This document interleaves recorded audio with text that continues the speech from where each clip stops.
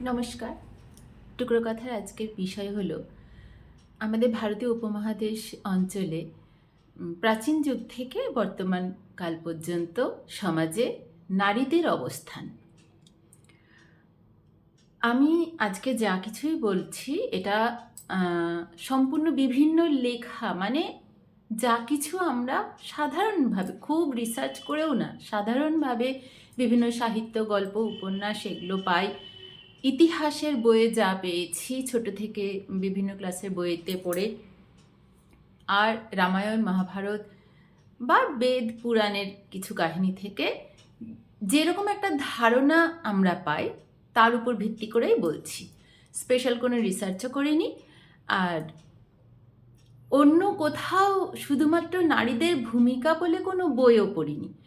বিভিন্ন লেখা থেকে যা ধারণা আমার মনে জন্মেছে সেটাই আমি আজকে বলছি।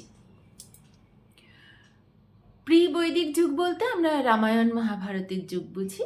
তারপর বৈদিক যুগ জানি 3000 থেকে 1500 খ্রিস্টপূর্বাব্দ পর্যন্ত বৈদিক যুগ। তারপরে পোস্ট বৈদিক যুগ, তারপর তো আমাদের মধ্যযুগ শুরু হচ্ছে, তারপর আধুনিক যুগ। এখন তো আধুনিক যুগের মধ্যেই আমরা রয়েছি। তো শুরু করি আমরা রামায়ণ মহাভারতের যুগ থেকে। সেখানে স্ক্রিপ্ট যা আমরা পেয়েছি খুবই সীমিত।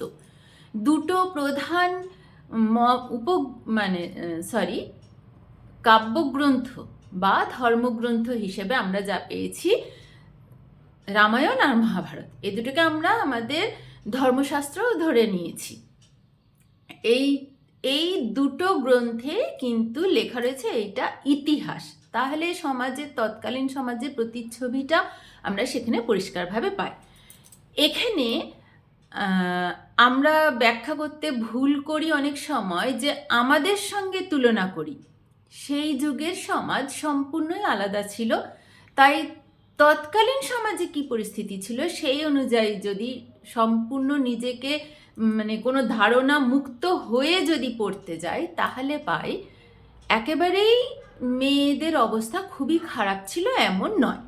এবার কার ভাগ্যে কি আসছে, বা একের পর এক জীবনে বিভিন্ন বাধা, ঝড় ঝঞ্ঝা বা নানা রকম অসুবিধা, স্ট্রাগল আসছে, এইটা দিয়ে কখনোই আমরা সমাজে নারীদের ভূমিকাটাই দুর্বল ছিল এটা বলতে পারি না। আমার এই কথাটা বলার কারণ হচ্ছে, সীতাকে দেখে আমাদের মনে হয়েছে আহারে বেচারি সীতা ছিল। সীতা কিন্তু কখনো বেচারি সীতা ছিলেন না। তার জীবনের যাবতীয় ডিসিশনগুলো নিজে নিচ্ছেন, নিজে নেওয়ার সক্ষম তিনি, আর সেই ডিসিশনগুলোকে মর্যাদার সঙ্গে গ্রহণও করছে সকলে। তাহলে কখনোই তিনি বেচারি নয়। এবার তার জীবনে বিভিন্ন স্ট্রাগল আসতে পারে, সেই সঙ্গে নিজে লড়ে যাচ্ছেন। দুঃখের জীবন হতে পারে, কারোর জীবন খুব দুঃখের বা স্ট্রাগলময় হলেই যে সমাজে অবহেলিত এমন কিন্তু নয়। তাই আমরা দেখেছি সীতার 3জন শাশুড়ি, কৌশল্যা, কৈকেয়ী, সুমিত্রা, তাদেরকে দেখেছি। যদিও তাদের উল্লেখ খুব কম, তবুও আমরা এই 3জন রমণীকে 3 রকমের রূপ দেখেছি। কীরকম? এখানে কৌশল্যা মাতৃত্বপূর্ণ রয়েছেন, সাংসারিক একদম একজন গৃহবধূ যেরকম হয় সেরকম। কৈকেয়ী, তিনি কিন্তু খুব ভালো যুদ্ধ করতে পারেন, তাহলে যুদ্ধবিদ্যায় পারদর্শী তখন হতে পারতেন কেন? নিশ্চয়ই সেই শিক্ষাটা নেয়ার তার সুযোগ ছিল। দশরথের সঙ্গে যুদ্ধক্ষেত্রেও যেতেন, যুদ্ধে অংশগ্রহণ করতেন। তাহলে এই দক্ষতাটা অর্জন করতে গেলে যে শিক্ষা গ্রহণ সেটা করতেন। কৈকেয়ীকে এটা আমরা দেখেছি। পরে আমরা শূর্পণখাকে দেখেছি, ভীষণ স্বাধীনচেতা একজন।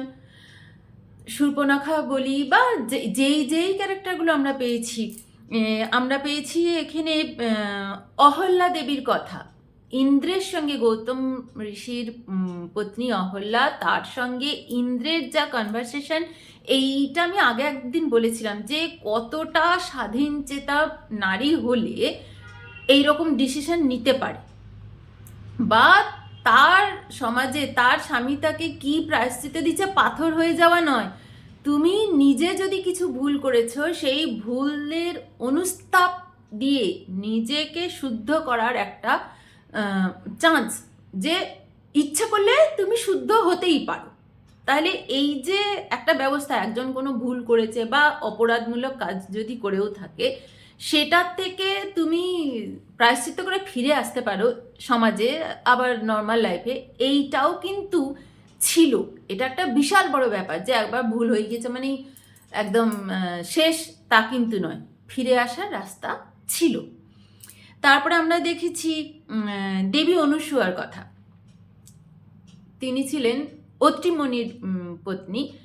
তার কাহিনীতে আমরা দেখেছি যে পৌরাণিক একটা গল্প, যে ব্রহ্মা, বিষ্ণু আর মহেশ্বর ত্রিদেব এসেছেন তার কাছে তার পরীক্ষা নিতে, সতীত্বের পরীক্ষা নিতে। বলেছে যে ভিক্ষা দিতে হবে, কিন্তু সম্পূর্ণ নির্বস্ত্র হয়ে। তো তিনি সেইটার ভিক্ষা দিচ্ছেন, কিন্তু তাদেরকে ছোট বালকে পরিণত করে মাতৃ স্নেহে তাদের কাছে নিয়ে তাদের ভিক্ষা দিচ্ছেন আর কি। তো এই ক্ষমতাটা স্বয়ং ঈশ্বর, যাদের আরাধনায় আমরা নিজেদের জীবন অতিবাহিত করার কথা বলি, তাদেরকেও এনারা কিন্তু অভিশাপ দিচ্ছেন, কখনো আশীর্বাদ দিচ্ছেন। মানে এই ক্ষমতাটা তাদের রয়েছে। এইটা আমি সত্যি মিথ্যে সেই তর্কে যাচ্ছি না। আমার সবসময় মনে হয় এই গল্পগুলো ভীষণ ভীষণ সিম্বলিক এই অর্থেই যে সমাজে তৎকালীন ছবিটা, যে একজন নারী ঋষিপত্নী, তিনি এই ক্ষমতাটা রাখেন, আর তার এই যে ডিসিশন, এটাকে অন্যরা মর্যাদা দিচ্ছেন। এই সিম্বলটাই আমাদের ধরতে হবে বা বুঝতে হবে। একজন ঈশ্বর বা দেবতা যাদের আমরা আরাধনা করছি, তারাও কখনো কখনো নিজের ক্ষমতার দম্ভে যদি কোনো কাজ করে, সেটা ভুল বা পাপ হিসেবেই পরিগণিত হয়। এমন নয় যে ভগবান যা করেছে সব ঠিক। ইন্দ্রকে অভিশাপ দেওয়া হয়েছে, কখনো ব্রহ্মাকে অভিশাপ দেওয়া হচ্ছে। তাহলে যে যদি স্বয়ং ঈশ্বরও ভুল করেন, তাকেও প্রায়শ্চিত্ত করতে হবে। প্রায়শ্চিত্ত করে মূল স্রোতে ফিরতে হবে। আর এই যে ঈশ্বর তারা প্রায়শ্চিত্ত করে মূল স্রোতে ফিরতে পারেন, ঠিক সেই রকমই সমাজে সাধারণ নারী যারা, কোনো একটা ঋষিপত্নী বা অন্য কেউ, সেও ঠিক একই রকম প্রায়শ্চিত্ত করে সমাজে মূল স্রোতে ফিরতে পারে। আর ফিরলে তাকে সমাজে স্বয়ং ঈশ্বরও তাকে মা বলে ভক্তি শ্রদ্ধা করে তার পায়ে নতজানু হয়ে প্রণাম করে, তাকে এই রকমই তাকে অ্যাকসেপ্ট করছে। তাহলে আমরা এই এতগুলো উদাহরণ আমরা পাচ্ছি। যদি শুধুমাত্র সাহিত্য ধরি, সাহিত্যের মধ্যেই আমরা এতগুলো উদাহরণ পাচ্ছি। প্রি বৈদিক যুগের কথা বলছি, রামায়ণ যুগের কথা। এরপর যদি মহাভারত যুগে বলি, শ্রীকৃষ্ণ 16,000 রানীকে, গোপীকে নিয়ে এসেছিলেন কিসের জন্য? তাদের ওপর এমন অত্যাচার করছেন একজন, তাদের বলপূর্বক ধরে নিয়ে গেছেন, তাদের সমাজে যাতে প্রতিষ্ঠা পায়, তাই তিনি সকলকে বলেছেন এরা সবাই আমার স্ত্রী। তাহলে স্বয়ং ঈশ্বরও এদের, যারা সমাজের চোখে পতিতা, তাদেরকে অ্যাকসেপ্ট করলে ফিরে আসতে পারে, তাদের সুযোগ রয়েছে ফিরে আসার। দ্রৌপদীকে আমরা দেখেছি, দ্রৌপদী কখনোই একেবারে বেচারা ছিলেন না। তিনি পঞ্চস্বামী গ্রহণ করবেন, এটা তার ডিসিশন ছিল। করবেন কি করবেন না বলে তার উপর ছেড়ে দেওয়া হয়েছে, তিনি ডিসিশন নিয়েছেন। ওই বিশাল সাম্রাজ্য হস্তিনাপুর, মানে কখনোই হস্তিনাপুরকে আমরা আমাদের 4 জনের একটা ছোট ফ্যামিলির সঙ্গে তুলনা করতে পারি না। বিশাল সাম্রাজ্য, তার আয় ব্যয়ের হিসাব, অতগুলো মানুষ, বিভিন্ন ডিপার্টমেন্ট সেখানে কাজ করছে, সেই সমস্ত হিসাব কিতাব রাখা, কত আয় হচ্ছে, ব্যয় হচ্ছে, কোথায় কি আনতে হবে, কোথায় কি ব্যয় করতে হবে, এই সমস্ত হিসাব, কোষাধার যা কিছু চলছে, এই সমস্ত হিসাব দ্রৌপদী রাখতেন। সেই রকম বিদুষী ছিলেন বলেই রাখতেন। কুন্তী, তার মতন একজন এমন ভীষণ মানে কি বলবো উচ্চ আত্মিক সম্পন্ন নারী সচরাচর দেখা যায় না। তিনি নিজের ডিসিশন নিয়ে আর সকলকে, অন্যকেও সেইভাবেই মর্যাদা দিচ্ছেন যে আমার অবস্থা যাই হোক, এটা আমার পরিস্থিতি, কিন্তু আমার পরিস্থিতির জন্য অন্যকে জাজ করে আমি তার সঙ্গে ব্যবহারটা করছি না। এতটা কন্ট্রোল তার মধ্যে কিভাবে আসছে, তার সেরকম শিক্ষা রয়েছে, তার জন্যই তিনি এইটা সারা জীবন মেনটেন করতে পেরেছেন। গান্ধারী, কুন্তী সকলের মধ্যে দেখেছি। এবার এই সমস্ত কিছু যা আলোচনা করছি, এরপরে আসছে বৈদিক যুগ। ঋগ্বেদ, সামবেদ, বিভিন্ন বেদে আমরা এখনো পর্যন্ত এই প্রি বৈদিক যুগ থেকে বৈদিক যুগেরও বিভিন্ন লেখা থেকেও বাল্যবিবাহ পাইনি। বাল্যবিবাহ মানে একেবারে পিউবার্টির আগে তাদের বিয়ের কথা কোনো উল্লেখ নেই। কি উল্লেখ আছে যে ছেলেদের সঙ্গে মেয়েরাও গুরুকুলে গিয়ে শিক্ষা নিচ্ছে, তাদেরও উপনয়ন হয়। উপনয়ন মানে শিক্ষার শুরু। ধরুন কোন একটা স্কুলে গিয়ে অ্যাডমিশন নেওয়ার খাতায় রেজিস্টারে নাম উঠলো, ঠিক এইরকমই উপনয়ন বা পৈতে হতো, তারপরে গুরুগৃহে গিয়ে শিক্ষা গ্রহণ করতো। এবার সমাজের সকল মানুষেরই গুরুগৃহে গিয়ে শিক্ষা গ্রহণের সামর্থ্য থাকে না বা পরিস্থিতি থাকে না। তো যারা যেতে পারে না তারা কি করতো, তাদের মেয়েরা বা সেরকম পরিবারের ছেলেরাও তারা বাড়িতেই শিক্ষা গ্রহণ করতো। মানে একটা কোনো হাই স্কুল রয়েছে ধরুন একটু দূরে, সেই হাই স্কুল পর্যন্ত যেতে পারছে না, তাহলে বাড়ির কাছাকাছি কোনো কোচিং সেন্টারে বা বাড়িতে যারা গুরুজন ওই হাই স্কুলে আগে পড়েছে তারাই এদেরকে শেখাচ্ছে, ঠিক এইরকম পদ্ধতি আর কি। তারা গুরুকুলে যেতে পারছে না, তাই বাড়িতেই থাকছে। বাড়িতে থেকে কি কি শিখতো, চাষবাস শিখতো, গোপালন শিখতো, কৃষিকাজের যাবতীয় খুঁটিনাটি সমস্ত, ছেলে মেয়ে উভয়ের কথা বলছি, ওই সমস্ত পশুর থেকে দুধ সংগ্রহ করা, ব্যবসায় পিতার সঙ্গে ব্যবসাতেও অংশগ্রহণ করত, আর সুতো কাটা, বোনা, সেলাই, এগুলো তো আমরা বলবো তাহলে এগুলো মেয়েদের কাজ, কিন্তু এই সমস্ত কাজ ছেলে মেয়ে নির্বিশেষে, ব্যবসা মানে যেটা পারিবারিক ব্যবসা ছেলেরা অংশগ্রহণ করছে, সেই একই শিক্ষা মেয়েরাও নিত। যারা ক্ষত্রিয় যুদ্ধ কলা শিখছে যারা, তারা বাড়ির ছেলে মেয়ে সকলে শিখত। এর সঙ্গে নৃত্য, গীত, অঙ্কন, সব রকম মানে বিভিন্ন কলা শিল্পও ছিল, তার সঙ্গে শাস্ত্র জ্ঞান এগুলো পাঠও ছিল, আর তাদের জীবিকা নির্বাহের যা কিছু শিক্ষণীয় সেগুলো ছেলে মেয়ে সকলে শিখতো। মানে শিখতে হবে এরকম ম্যান্ডেটরি ছিল। কারণ বিভিন্ন যাগযজ্ঞ যখন হতো তাতে যেই পুরুষেরা অংশগ্রহণ করত, সমান সমান তাদের পত্নীদেরও অংশগ্রহণ করতে হতো। যদি তাদের কোনো রকম জ্ঞান না থাকতো তারা অংশগ্রহণ করতেন কিভাবে? একটা কোনো বড় বিশাল কোথাও হোম যজ্ঞ হচ্ছে, সেখানে পুরুষ নারী সকলে সমানভাবে অংশগ্রহণ করছে, তাই তাদের জ্ঞানের প্রয়োজন। এবার এটা সমাজের বিভিন্ন বর্ণের জন্য, কারণ আত্মিক উন্নয়নের জন্য এই হোম যাগ যজ্ঞ এগুলো সকল বর্ণে হতো। হয়তো পৌরোহিত্যের কাজ ব্রাহ্মণরা করতেন, কিন্তু ক্ষত্রিয়, বৈশ্য, শূদ্র ওইখানে সকলে থাকতো, সকলের কিছু না কিছু ফাংশন থাকতো। কারণ কোনো একজন ক্ষত্রিয় হয়তো এটা অর্গানাইজ করছে, আর যারা ওই যজ্ঞটা কর্মকাণ্ড করতে কায়িক শ্রম দিয়ে বিভিন্ন জোগাড় জাতি এগুলো করছে যারা, তারা শূদ্র।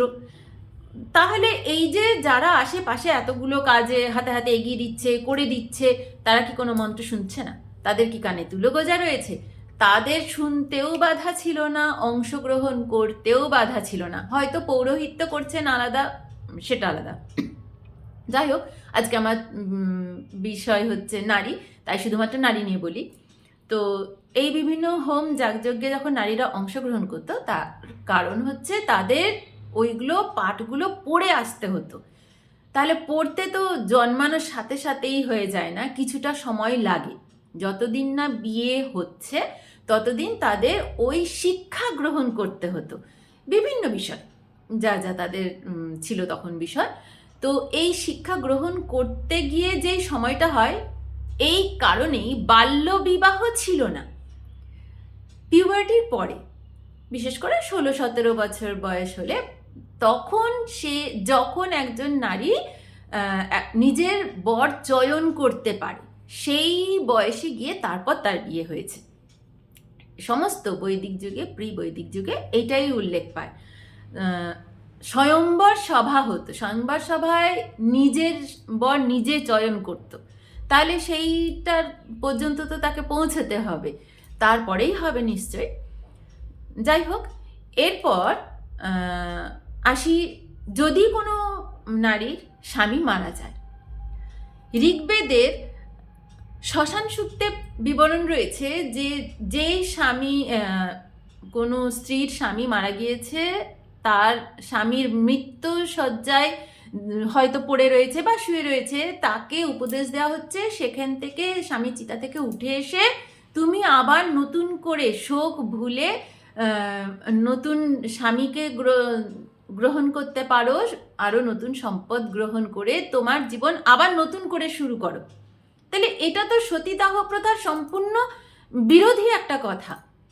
তার মানে সতীদাহ প্রথা তো নেই, উপরন্তু তার উল্টো ধারণা প্রচলিত ছিল যে তুমি নতুনভাবে নিজের জীবন শুরু করো, যার মারা গিয়েছে স্বামী, সে নারী নতুনভাবে শুরু করতে পারে। এবার সকলে হয়তো দ্বিতীয় বা তৃতীয় বিবাহ করতো না, খুব সীমিত রয়েছে, কম উদাহরণ রয়েছে যারা পরে আবার বিয়ে করেছে এক স্বামী মারা গেলে পরে। তবে সতী দাহ প্রথা ছিল না। একমাত্র উদাহরণ আমরা দিতে পারি মহাভারতে মাদ্রীর মৃত্যুটা, সেটাও কিন্তু সতী হিসেবে নয়, তিনি স্বেচ্ছায় মৃত্যু বরণ করেছিলেন, নিজের আত্মগ্লানি থেকে হোক বা তার এটা ডিসিশন ছিল যে তার স্বামী চিতাতে তিনি নিজেকে আত্মাহুতি দিয়েছিলেন। তাহলে এই উদাহরণটা ছাড়া আমরা সতীদাহ প্রথা পাচ্ছি না। বিধবা যে একটা যন্ত্রণাময় অবস্থা, আমরা যেটা দেখে দেখে বা শুনে অভ্যস্ত, বা আমাদের পুরনো বাংলা হিন্দি সিনেমায় দেখে দেখে যে এইরকম ছিল বিধবা মানে কি একে ফেস করতে হবে, এই যে ছিল, এটা কিন্তু তখন ছিল না। আমরা বিধবা বলতে কৌশল্যা, কৈকেয়ী, সুমিত্রাকেও দেখেছি, কুন্তিকেও দেখেছি, এনারাও সকলে বিধবাই ছিলেন, কিন্তু এদের কোথাও এমন বর্ণনা নেই যে সমস্ত কিছু ত্যাগ করে দিতে হয়েছে, গয়না গাটি বা রঙিন পোশাক বা তাদের খাদ্যাভ্যাসে চেঞ্জ, এরকম কোনো উল্লেখ কোথাও নেই। এবার যখন একজন প্রাপ্তবয়স্ক মহিলা নতুন সংসারে আসছে, আবার এটাও উল্লেখ রয়েছে যে নতুন বউ যখন আসছে সংসারে, তাকে অ্যাকসেপ্ট করে তাকে এবার নতুন নতুন দায়িত্বগুলো বুঝিয়ে দেওয়া, সে সেই অনুযায়ী যেরকম ডিসিশন নেবে, তখন আবার সেইটা মর্যাদা সম্পন্নভাবে পরিবারের সকলে গ্রহণ করবে। তাহলে একজন নতুন মেম্বার আসছে ক্যাবিনেটে, তাকে গ্রহণ করে নেওয়া মতো। এই কারণেই আমার মনে হয়, এই কারণেই এই প্রাচীন লেখাগুলোতে এখনকার গল্পের মতো শাশুড়ি বৌমার বিশাল একটা কিছু ঝামেলা, অশান্তি, শাশুড়ি বউ একটা কলহ যেমন মেগা সিরিয়ালে চলতে থাকে, আমরা উল্লেখ পাই না। তাদের এই বিষয়টাই ছিল না বোধহয়, বা থাকলেও এতটাই কম যে কোথাও তার উল্লেখ নেই। একেবারেই ছিল না আমরা বলতেই পারি না, হয়তো ছিল, কিন্তু সেটা পরিমাণ হয়তো এতটাই কম। তাদের কম্পিটিশন অন্য জায়গায় ছিল। যখন কম্পিটিশনটা খুব সুস্থ হয়, উন্নতির দিকে হয়, তখন সেটা বেদনাদায়ক হয় না, তখন তাতে উন্নতি হয়, তাতে কলহ আসে না। তাই সেই রকম শাশুড়ি বউকে টর্চার করছে বা বউ শাশুড়িকে এসে বৃদ্ধাশ্রমে পাঠাচ্ছে, এই রকম ঘটনার উল্লেখ আমরা পাইনি। এরপর শুরু হলো পোস্ট বৈদিক যুগ। তখন একে একে বিভিন্ন বিদেশি শক্তিগুলো ভারতবর্ষে আগমন শুরু হয়েছে। এই সময় অন্যান্য যারা আসছে ভারতে, তাদের কিছু গোষ্ঠীর সঙ্গে ভারতবর্ষের আর্য গোষ্ঠীর মিশ্রণ হতে শুরু করে। তখন এদের যে বৈদিক সমাজের একটা রীতিনীতি, নারীর পজিশন, এইটা তাদের সঙ্গে মিলছে না। তারা এসে তাদের এইটা প্র্যাকটিসই নেই যে মেয়েরা বিয়ের আগে পড়াশোনা করবে বা এই সমস্ত যাগযজ্ঞ অনুষ্ঠানে অংশগ্রহণ করবে। তাই তাদের সঙ্গে যখন বিবাহ হতে লাগলো, তারা তো ওই শিক্ষাটা নিয়ে আসেনি। তাই এবার অংশগ্রহণ তারা করতে পারছে না, কারণ তাদের যোগ্যতা নেই, তাই করতে পারছে না। করতে দেওয়া হবে না তা কিন্তু নয়, তাদের সেই যোগ্যতাটাই নেই, তাই তারা অংশগ্রহণ করতে পারছে না। এরপর দুটো তখন মাঝখানে সমাজে একটা ভাগ হয়ে যাচ্ছে যে একদল নারী পারে, একদল পারে না। যারা পারে তাদেরকে এবার ঈর্ষার চোখে দেখতে হবে, যারা পারে না তখন একটা যে কোনো একটার দিকেই নুয়ে যায় যে এটাই ঠিক, আরও কম বয়সে বিয়ে হতে হয়, এরা বেশি জেনে গেলে বেশি প্রশ্ন করবে, এই যে একটা প্রবণতা এরপরেই আসতে শুরু করে। তার আগে ছিলই না, কারণ সকলে তো এক। এরপর যারা পুরুষরা সমাজে, তারাও তো মানে একজন হেল্পিং হ্যান্ড, তার সঙ্গে সমস্ত যাগযজ্ঞ অনুষ্ঠানে অংশগ্রহণ করছে, রীতিমতো সেই জ্ঞান নিয়ে কাজ করছে, সেটা যখন বন্ধ হয়ে যাচ্ছে, একটা দিক তো বন্ধ হয়ে যাচ্ছে, তার সাহায্য, সে যেই সাহায্যগুলো পেত সেও তো বঞ্চিত হচ্ছে। তাহলে সেই দিক থেকে দেখতে গেলে পুরুষেরাও বঞ্চিত হচ্ছে, যে তার পার্টনার যে সে তার সমান তালে আর তাল দিতে পারছে না। এরপর সমাজে যখন বাইরের শক্তিগুলো আসতে শুরু করে, তাদের কালচারে রয়েছে যে আরও অল্প বয়সে মেয়েদের বিয়ে। তাহলে শিক্ষার ব্যবস্থায় যারা যেতে পারছিল না এতদিন গুরুকুলে, তাদের মতোই বাড়িতে থেকে বাড়িতেই থাকো সকলে হয়ে গেল। আস্তে আস্তে তাদের নারী শিক্ষাটা বন্ধ হতে শুরু করলো, কারণ যত বাইরের আক্রমণ, তাদের হাত থেকে নিজেদের গোষ্ঠীর মেয়েদের রক্ষা করার একটা প্রবণতায় তাড়াতাড়ি বিয়ে দিয়ে দাও, ওরাও তো তাড়াতাড়ি দিচ্ছে, তাহলে এদেরও দিয়ে দাও, এরকম যত বড় হবে তত প্রশ্ন চিহ্ন হবে। তাই বিয়ের বয়সটা আস্তে আস্তে কমতে থাকে, 8 বছর, 10 বছর, 7 বছর, এই রকমভাবে বিয়ের বয়স কমতে থাকে। যখনই কম বয়সে বিয়ে দেবে তখন শিক্ষা গ্রহণের সময় নেই, তাই শিক্ষাটা আস্তে আস্তে বন্ধ হয়ে গেল। তারপর প্রথা হয়ে গেল যে শিক্ষা দেয়াই হবে না নারীদের। এরপর মানে এই যখন মধ্যযুগটা আসে, তারও আগে শঙ্করাচার্য, আমরা নাম জানি শঙ্করাচার্য, আদি শঙ্করাচার্য, তিনি খুব অল্প বয়সেই দেহ রেখেছিলেন, খুব অল্প সময়ই পৃথিবীতে ছিলেন। এই আয়ুষ্কালে ভারতবর্ষের বিভিন্ন জায়গায় গিয়ে তিনি অনেক গুরু থেকে শিক্ষা গ্রহণ করেন। এইরকমই দক্ষিণে গিয়ে মণ্ডন মিশ্র তার কাছে গিয়েছিলেন, তো তার সঙ্গে একটা তর্কযুদ্ধ হয়। সেটাতে যদি তিনি জিতে যান আর কি, তাহলে তার শর্ত ছিল জিতলে যে জিতবে, যে হারবে তাকে মৃত্যুবরণ করতে হবে, এরকম। তো মণ্ডন মিশ্র হেরে যাচ্ছে, একজন বাচ্চা, একজন ঋষি এসেছে, সাধু, এর কাছে হেরে যাচ্ছে। এবার শর্ত অনুযায়ী তাকে তো মৃত্যুবরণ করতেই হবে। তখন তার যে স্ত্রী উভয় ভারতী, তিনি এসে বলছেন যে আমার সঙ্গে তো এটা তো হাফ, আমি তো তার অর্ধাঙ্গিনী, তাহলে অর্ধেকের সঙ্গে তুমি জিতেছ, আমার সঙ্গে জিতে দেখাও। তাহলে এই যে স্টেজে এসে তরোয়ালটা নিয়ে নেওয়া নিজের হাতে, এটা তার ক্ষমতাতে থাকতে হবে। এই উদাহরণও আমরা পেয়েছি। তিনি এসে তাকে এমন কিছু প্রশ্ন করেন যেটা আদি শঙ্করাচার্য দিতে পারেননি উত্তর। তিনি তখন তার সময় চেয়ে নেন। এবার সময় চেয়ে নিয়ে বেশ কিছুদিন সেইটা শিক্ষা মানে কামশাস্ত্র সম্বন্ধে তাকে প্রশ্ন করেছিলেন। তো তিনি তো সন্ন্যাসী মানুষ, কামশাস্ত্র তার কিছু জানা নেই। তাই ওই উভয় ভারতী দেবী বললেন যে সর্ববিষয়ে জ্ঞান থাকলে তবেই তো তুমি সর্বজ্ঞানী হবে। একটা বিষয়ে জ্ঞান হলো না, তাহলে কি করে হলে? সেই কারণে আদিগুরু শঙ্করাচার্য নিজে সূক্ষ্মদেহে অন্য একজনের দেহতে প্রবেশ করে সেই জ্ঞান অর্জন করে তারপর যাই হোক তর্কযুদ্ধে যেতে, এটাতে খুশি হয়ে আবার সেই মণ্ডন মিশ্রকেও আর মৃত্যু দেওয়া হয়নি। তবু এইখানে আমরা উদাহরণ হিসেবে ওই উভয় ভারতী দেবীর কথাটা নিয়ে আসি যে এমন সমাজে শুধুমাত্র স্বামী তর্কযুদ্ধ মানে জ্ঞানের যুদ্ধ হচ্ছে, যেখানে ডিবেট চলছে, সেখানে তার স্ত্রী সমানভাবে এসে স্বামী হেরে যাচ্ছে, তাকে বাঁচাতে স্ত্রী চলে আসছে। শুধুমাত্র তরোয়ালের যুদ্ধ নয়, বাকযুদ্ধেও সমান সমান কিন্তু দক্ষতা তখনই দেখাতে পারবে যখন তার ভিতরে জ্ঞানের আলো থাকবে। এই রকম সমাজ থেকে আস্তে আস্তে পরিবর্তন হয়ে চলে আসে, একেবারে বাল্যবিবাহ শুরু হয়, এরপর জ্ঞানের থেকে বহু বহু যোজন দূরে চলে যায়। এবার এইরকম সমাজে আস্তে আস্তে যখন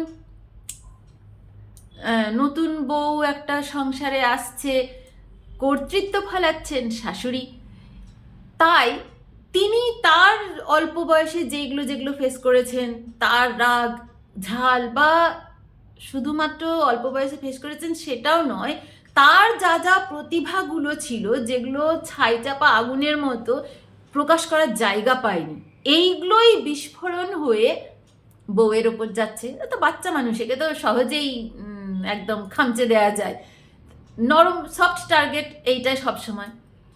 তাই ওই রকম গল্পগুলো যে নতুন বউ আসার পরে কত স্ট্রাগল করতে হয়েছে, সবাই মিলে অত্যাচার করছে, শাশুড়ি এটা বলছে ওটা বলছে, যাই হোক এরকম পরিস্থিতিতে এই যে এরকম স্ট্রাগলপূর্ণ গল্প সাহিত্যের ছবি আমরা বহু পেয়েছি। ঠিক এই সময় এর আগের যুগ পর্যন্ত মেয়েরা জন্মালে খুব দুঃখের বা শোক হয়ে যাচ্ছে, এই আমরা উদাহরণ, তারা উৎসব পালন করেছে। আগে বাড়িতে পরিবারে কন্যা সন্তান জন্মালে উৎসব পালন হয়েছে, এরপর শুরু হলো যখন আমার সন্তান যদি দুঃখে থাকে বা টর্চার সহ্য করতে হচ্ছে তাকে, তাহলে এরকম থাকতে আমার তাই এরকম একটা কন্যা সন্তানই জন্মাবে না, এই প্রবণতা চলে আসে। সকলেই দেখছে মেয়ে জন্মালে কি কি অবস্থা, তার মধ্যে যেহেতু তাদের শিক্ষা নেই, কোনো সব দিক থেকে বাঁধন, তাহলে এরা তো কোনো ইউটিলিটির এরিয়া নেই, তাই মেয়ে জন্মালেই দুঃখ, আর ছেলে জন্মালে তবু বংশের পরবর্তী জেনারেশনে গিয়ে ব্যবসা বা কিছু যেটা রয়েছে পারিবারিক সেটা দেখবে, আরও এগোবে, এই একটা ধারণা আসতে থাকে। তখন নারী পুরুষ নির্বিশেষে সকলেই কন্যা সন্তান জন্মালেই শোকের ছায়া নেমে পড়ছে। খুব খুব কম রয়েছে যারা না কন্যা সন্তানকে আদর করে গ্রহণ করে নিয়েছে। এটা আমরা মধ্যযুগের পরবর্তী মধ্যযুগে আমরা এইটা যত আধুনিক যুগে আসে ততটা বেশি হতে থাকে। এই সময়ে সমাজে নারীদের অবস্থা খুবই করুণীয় হয়ে, মানে একেবারেই খারাপ অবস্থা, সব থেকে কমতে কমতে কমতে আধুনিক যুগে যখন শুরু, তখন কিন্তু সব থেকে খারাপ অবস্থা। এই সময় বিভিন্ন রকম সমাজে বিদ্রোহ, যেরকম রাজা রামমোহন রায়, বিদ্যাসাগর, এনাদের মতো মনীষীদের আমরা বিভিন্ন জায়গায় পাই, যারা আবার চেষ্টা করে যে না, এই সমাজের অর্ধেকটা নারী তারাই যদি এরকম নিম্ন হয়ে যায় তাদের পজিশন, তাহলে সমাজ কখনো ব্যালেন্সে থাকবে না। আর এই ব্যালেন্সে রাখার জন্যই তাদেরকে তুলে আনতে হবে, এই চেষ্টাটা তারা করতে থাকে। তাহলে আবার আমরা ওই নতুনভাবে চাকা ঘোরানোর সময়টা তখন থেকে শুরু হয়। এই কারণে এবার একেবারে আধুনিক যুগে চলে আসি। আমাদের এই শতাব্দী এই সময়, ঊনবিংশ শতক, বিংশ শতক, একবিংশ শতক, এরকম সময় যখন আমরা আরও বেশি অনেক বেশি করে সাহিত্য, উপন্যাস, কাব্য, গ্রন্থ সব পাই, সেখানে প্রথম দিকে যদি আমরা সিনেমাই ধরুন, যেটা সকলেই বই টই না পড়লেও খুব দেখেছি, ছোটবেলা থেকেও দেখেছি। একটা টাইমে সিনেমা হতো যে বৌমা আসছে, তাকে শাশুড়ি খুব টর্চার করছে, অত্যাচার করছে, আসলো। এবার কিছুদিন বাদে শুরু হলো ওই একটা জেনারেশন পুরো ওইটা দেখে দেখে অভ্যস্ত, কেউ কেউ মেনে নিয়েছে যে না এটাই শাশুড়ি একটু করবে গুরুজন, কিন্তু আবার কিছুজন সেটা বিদ্রোহ করতে লাগলো যে না কেন সহ্য করব, কারণ অলরেডি তখন নারীদের পজিশন উন্নতি হওয়া শুরু করেছে, কেউ কেউ শিক্ষা গ্রহণ করছে, তখন যারা অল্প একটু শিক্ষা গ্রহণ করেছে তারা ভাবছে যে না আমি কেন সহ্য করব। এবার কেউ শুধুমাত্র নিজের পজিশনটাকে চিন্তা করে, কেউ আবার ভীষণ রাগে আক্রোশে আমি বদলা নেব, এটাও আছে। তো সেই বিভিন্ন কারণে হোক এর উল্টো চিত্রটাও আমরা দেখতে থাকি যে একজন বউ এসে সংসারে বিশাল ঝামেলা ঝগড়াঝাটি করে শ্বশুর শাশুড়িকে একদম কোণঠাসা করে দিচ্ছে, শাশুড়িকে বৃদ্ধাশ্রমে পাঠিয়ে দিচ্ছে। এই রকম সিনেমা গল্প উপন্যাস আমরা বেশ মানে 80-র দশক 70-এর দশক 80-র দশকে খুব পেয়েছি। ইভেন এখনো বেশ কিছু কিছু ফোনে রিলস টিলস দেখি যে বাবা মা আহারে কত দুঃখে নতুন বউ এসে এরকম তাদেরকে ছেড়ে দিচ্ছে। এই ফেজটা চলছে। প্রথমে ছিল বউ অত্যাচারিত হচ্ছে, এরপর আসছে যে শাশুড়ি শ্বশুর এরা অত্যাচারিত হচ্ছে, মধ্যে কথা কোনো না কোনো একটা গ্রুপ অত্যাচারিত হচ্ছে। আমরা সাহিত্যে বারবার এটা পাচ্ছি, যেটা কিন্তু বহু প্রাচীন সাহিত্যগুলোতে পাইনি। তাই সেখানে সমাজে এই রকম যে একটা ঝামেলা পারিবারিক সেটা আমরা চিহ্ন পাইনি, অন্যরকম পেয়েছি। ভাইয়ে ভাইয়ে যুদ্ধ মহাভারত তো পেয়েইছি, সেটা আলাদা, কিন্তু এই যে একেবারে খুঁটিনাটি হিসেবে খেতে দেওয়াচ্ছে না বা পড়তে দিচ্ছে না এরকমভাবে শাশুড়ি বউ ননদের একটা কলহ, এইটা এখন যেটা মেগা সিরিয়ালের মেন টপিক, আমার কথা হলো সেটাই আমরা অতি প্রাচীন যুগে কিন্তু পাইনি। এবারে এখন একেবারে নতুন এই 2025-26-এ এসে এবার কিন্তু দেখা যাচ্ছে এইটাও চেঞ্জ হচ্ছে। কীরকম চেঞ্জ হচ্ছে? আমারই আশেপাশে যত দেখা রয়েছে টুকটাক ঝামেলা হলেও কেউ আর অতটা গিয়ে একেবারে বৃদ্ধাশ্রমে পাঠিয়ে দিচ্ছে বা বউকে এমন টর্চার করছে এরকম নয়, একটু তারা লেভেলে আসার চেষ্টা করছে, মানে একটু ছোটোখাটো ঝামেলা হলেও একসাথে থাকার চেষ্টা করছে। ঠিক আছে, কোনো হয়তো যে চাকরির ক্ষেত্রে বা কোনো বিশাল কিছু অশান্তি হচ্ছে তারা আলাদা চলে যাচ্ছে, কিন্তু তবুও একটা প্রবণতা ছোট ছোট বাচ্চা ছেলে মেয়েদের মধ্যে দেখছি একটা, তাদের বিভিন্ন রকম মোবাইলের নেশা, পড়াশোনা করতে চায় না, তবু তাদের একটা যেন চিন্তাধারাই রয়েছে যে এই রকম একটা সময় হতো যে মাকে অত্যাচার করতো বা ঠাকুমাকে অত্যাচার করতো, আমরা এরকম করব না। এই যে তাদের মনে একটা ছাপ আমরা এরকম করব না, তার জন্যই একটা অ্যাডজাস্ট করার ক্ষমতা আসুক বা যাই হোক, এটা কিন্তু একটা পজিটিভ দিক যে ওই রকম একটা ঝামেলার থেকে এখন আমরা সিনেমা সিরিয়ালে দেখি কি এখন গল্পগুলো সমাজে আরও অন্যান্য নানা ঝামেলা রয়েছে, প্রবলেম রয়েছে, সেগুলোকে তুলে ধরলেও এইটা কিন্তু কমে আসছে মানে কি সমাজের প্রবলেমটাও কমে আসছে, একেবারে নেই বলছি না, কিন্তু নিশ্চয়ই আছে। এখনও আমরা বধূ হত্যার ঘটনা শুনতে পাই, কে বাবা মাকে স্টেশনে ছেড়ে দিয়ে চলে গিয়েছে এটা শুনতে পাই, নেই বলছি না, কিন্তু যেই বহুল পরিমাণ ছিল ওইটাই একটা কমন রীতি ছিল, তার থেকে আমরা একটু হলেও পরিবর্তনের দিকে চলে এসেছি। আর আমি এটাই লক্ষ্য করে দেখেছি প্রতিটা বিষয়ে আমরা বিবর্তনের পথে একটা কোনো ধাপে হয়তো আমরা সাক্ষী হয়ে দাঁড়িয়ে থাকছি, কাল সময় সেই পরিবর্তন বয়ে বয়ে একটার থেকে আরেকটায় চলে যাচ্ছে, আমরা শুধুমাত্র সাক্ষী হয়ে, আমরা এই সময়ের সাক্ষী যখন এই চেঞ্জটা হচ্ছে, যখন আর ছেলে মেয়ে বা শ্বশুর শাশুড়ির সঙ্গে একটা বিশাল কিছু ঝামেলার থেকে চেঞ্জ হচ্ছে যে না এরকম হবে না, এখন শাশুড়িরাও ভীষণ আদর করে বউদেরকে গ্রহণ করছে, ছোটোখাটো মনে রাগ অশান্তি থাকলেও কিন্তু একেবারে ওই রকম টর্চার খেতে দেবো না, জামা কাপড় দেবো না, সিঁড়ির তলায় শুতে দেবো, এইটা চেঞ্জ হচ্ছে। এই চেঞ্জটাই অনেকটাই পজিটিভভাবে আমরা দেখতে পারি যে এই চেঞ্জটা এসেছে, আরও আসবে, আমাদের আরও হয়তো অন্য কিছু ভবিষ্যতে অপেক্ষা করে রয়েছে, সেগুলো ফেস করতে গেলে এই ছোটোখাটো ঝামেলায় থাকলে হবে না, আমরা এটা বুঝে গিয়েছি। তাই আপাতত আমরা যতটা এসেছি ওভারকাম করে সেই পর্যন্তই আমার জ্ঞানের সীমা, তাই সেই পর্যন্তই আলোচনা করলাম। ভবিষ্যতে আরও অন্য কোনো বিষয় দেখব। ধন্যবাদ।